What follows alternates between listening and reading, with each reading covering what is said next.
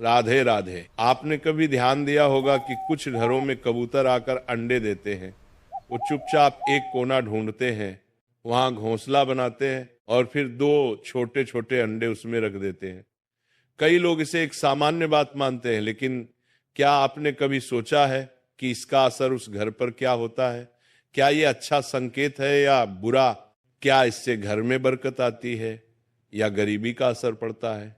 क्या कबूतर का अंडा देना सिर्फ एक पक्षी की प्रक्रिया है या इसके पीछे कोई गहरा रहस्य छुपा हुआ है? आज की इस प्रवचन में हम आपको बताएंगे कि जी घर में कबूतर अंडे देते हैं, उस घर के जीवन में क्या बदलाव आते हैं। लेकिन ये जवाब मैं आपको सीधे नहीं दूंगा, क्योंकि हर उत्तर की गहराई होती है और वह गहराई तभी समझ में आती है जब हम उसे किसी अनुभव, किसी कथा या किसी उदाहरण के माध्यम से जाने।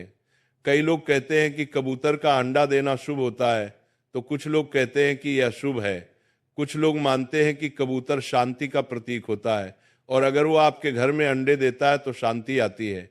तो वहीं कुछ लोग डर जाते हैं और सोचते हैं कि कहीं ये किसी समस्या या संकट का संकेत तो नहीं। आप सभी ने देखा होगा कि जहां कबूतर अंडे देते हैं वहां कुछ दिनों तक वे रोज जाते हैं, अपने अंडों की देखभाल करते हैं और फिर एक दिन अंडे से बच्चे निकल आते हैं। ये बच्चे कुछ समय बाद उड़ जाते हैं। लेकिन क्या आपने कभी ये सोचा है कि इस बीच घर के लोगों के जीवन में क्या घट रहा होता है? क्या कोई बदलाव होता है? क्या उस समय घर में खुशहाली आती है या परेशानी बढ़ती है?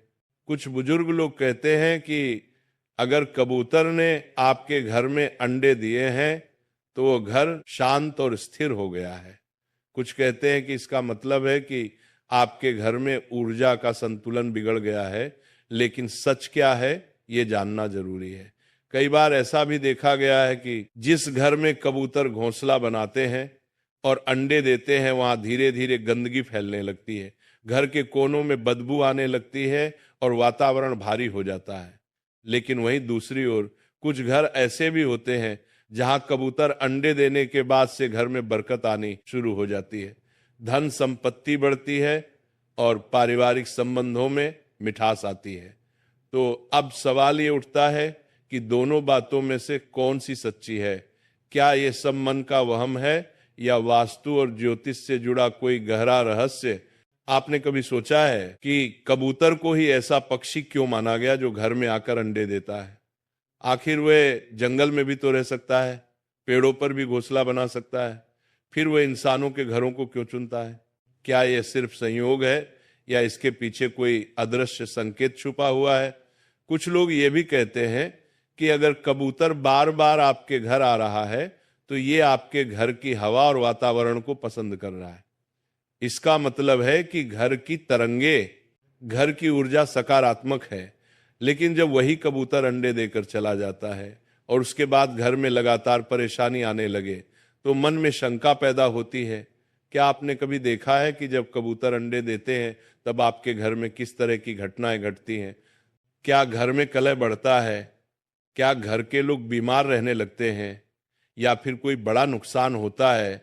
या फिर इसके उलट क्या कभी आपने ये भी देखा है कि उसी समय घर में कोई खुशखबरी आई हो, कोई नौकरी लगी हो, कोई नया काम शुरू हुआ हो? ये सारे सवाल आपको सोचने पर मजबूर कर देंगे कि कबूतर का अंडा देना सिर्फ एक सामान्य बात नहीं है, इसके पीछे कुछ है जो हम सबको समझना होगा। और इसलिए एक बार की बात है, हिमालय की ऊंचाइयों पर स्थित शांत और दिव्य कैलाश पर्वत पर भगवान शिव गहरी तपस्या में लीन थे।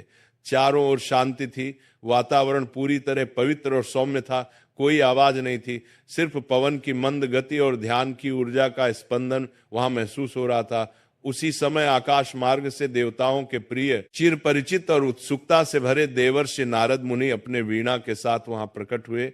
वे हर युग में हर लोक में भ्रमण करते हैं और जहां कहीं उन्हें कोई रहस्य, कोई बात या कोई जिज्ञासा मिलती है वहां वे बिना देर किए पहुंच जाते हैं। और आज उनकी ये जिज्ञासा उन्हें सीधे कैलाश पर्वत तक ले आई थी। नारद जी भगवान शिव के चरणों में झुके और बड़े आदर से बोले, जय शिव शंभु, नम शंभु भगवान। आप साक्षात ज्ञान और सत्य के स्वरूप हैं। आज मैं एक बहुत विशेष प्रश्न लेकर आपके पास आया हूं। भगवान शिव ने धीरे धीरे नेत्र खोले, उन्होंने नारद जी की ओर देखा और शांत स्वर में कहा, देवर्षि आपका स्वागत है, कहिए आप कौन सी जिज्ञासा लेकर आए हैं। नारद जी बोले, भगवान मैं जब पृथ्वीलोक में भ्रमण कर रहा था तब मैंने अनेक घरों में एक विशेष बात देखी।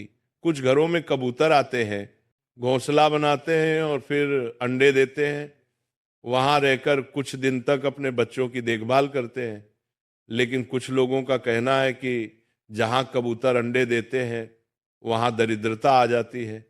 कुछ कहते हैं कि वहां अशुभ ऊर्जा का वास हो जाता है, और कुछ कहते हैं कि वह घर पवित्र और शांत हो जाता है। तो हे भोलेनाथ, मेरी जिज्ञासा यही है कि जिस घर में कबूतर आते हैं और अंडे देते हैं उस घर में वास्तव में क्या होता है? क्या यह शुभ है या अशुभ? इसका वास्तु और ज्योतिष से क्या संबंध है? भगवान शिव मुस्कुराए और बोले, नारद आपने आज संपूर्ण मानव जाति के लिए एक अत्यंत महत्वपूर्ण प्रश्न किया है। यह प्रश्न केवल पक्षियों से जुड़ा नहीं है, बल्कि यह उस घर की ऊर्जा, उसकी गति और उसमें रहने वाले लोगों के जीवन पर गहरा असर डालता है। नारद जी ने फिर कहा, भगवान मैं जानता हूं कि इस प्रश्न का उत्तर साधारण नहीं है, लेकिन मैं चाहता हूं कि आप मुझे विस्तार से समझाएं कि कबूतरों का घर में आना, अंडे देना और फिर चले जाना, इसका गहरा रहस्य क्या है? क्या इसका सीधा संबंध हमारे कर्मों से है या हमारे घर की स्थिति से? क्या ये आने वाली घटनाओं का संकेत देता है? क्या ये चेतावनी है या वरदान? भगवान शिव थोड़े गंभीर हो गए और बोले, देवर्षि इसका उत्तर मैं आपको सीधे शब्दों में नहीं दूंगा, क्योंकि ये केवल एक पक्षी के आने जाने की बात नहीं है। इसके पीछे जीवन के कई संकेत छुपे हुए हैं जो हर गृहस्थ के जीवन को प्रभावित करते हैं।